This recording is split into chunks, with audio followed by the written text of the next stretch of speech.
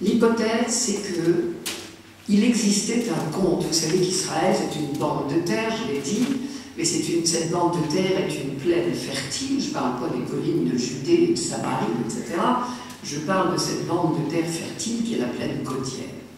Cette bande de terre est un lieu de passage rêvé pour toutes les caravanes et aussi pour toutes les armées. C'est donc un lieu de passage. Et vous savez que les caravaniers s'arrêtent tous les 30 km. À l'époque, on a retrouvé des caravansérails tous les 30 km parce que les animaux font des étapes de 30 km. Et les caravaniers parlent. Et ils importent leurs idées, leurs textes, leurs récits.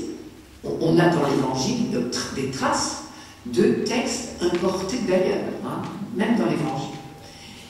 On pense qu'il existait un conte du genre « Il était une fois », je fais très vite, « Il était une fois un monsieur Job qui était parfait de chez parfait ». Job, c'est pas un nom juif du tout. Tous les noms qu'on va trouver dans le livre de Job sont des noms étrangers, arabes, on va dire, d'Arabie pour faire large. Il était une fois un monsieur pour qui tout allait très bien, et puis un beau jour, tout s'est mis à mal tourner. Comment il a fait, le monsieur? Hein, vous avez entendu ça là tout à l'heure, je l'ai un peu pas dit. Il lui est arrivé tous ses malheurs par rafale, et il a eu deux réponses extraordinaires. Le Seigneur a ôté, le Seigneur a repris, que son saint nom soit béni. Ça c'est 1,21. Et puis une autre phrase, 2,10, à sa femme qui lui dit, dis donc, un bon Dieu qui t'envoie des malheurs, on en change. Hein. Et Job, bon, tu parles comme une folle, nous acceptons les bonheurs comme un don de Dieu. Pourquoi les malheurs ne les accepterions-nous pas aussi? Et le conte continue. En tout ceci, Job ne pécha point par ses lèvres. Et alors, qu'est-ce qui se passe? C'est la fin du conte. Eh bien, puisque les bons sont toujours récompensés, à la fin, je ne sais pas, il y avait eu un bug des ordinateurs, là, puisqu'il était si bien. Tout aurait dû toujours bien aller, seulement il n'y aurait pas eu livre de Job. Et donc, ce conte est fait pour vous dire comment il faut vous conduire quand ça va mal.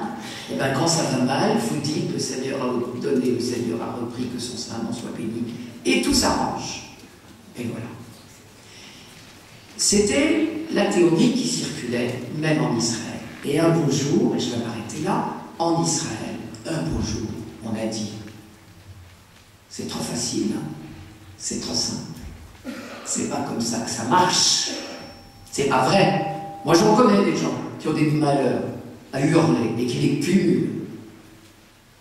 Et pourtant, ils n'ont pas péché non plus que moi, ni vous. Et j'en connais qui sont des fichus scélérats quand même. J'en connais. Et pour qui tout va fort bien. Non? Alors un jour, un auteur en Israël, et on pense que c'est au moment de l'exil à Babylone, ce conte circulait probablement vers le Xe siècle. Et Israël l'a pris, comme il a pris d'autres textes, la sagesse, ça se partage. Et un beau jour, probablement au moment de l'exil à Babylone, un auteur a dit, attendez, c'est trop simple, ça c'est simpliste. Et il a introduit toute la partie centrale, ou du moins une grande majorité du texte, la partie centrale tout en vert, pour dire, c'est pas comme ça que ça marche, et on va discuter ferme. On s'arrête là, parce que j'essaye de respecter le timing, on continuera tout à l'heure.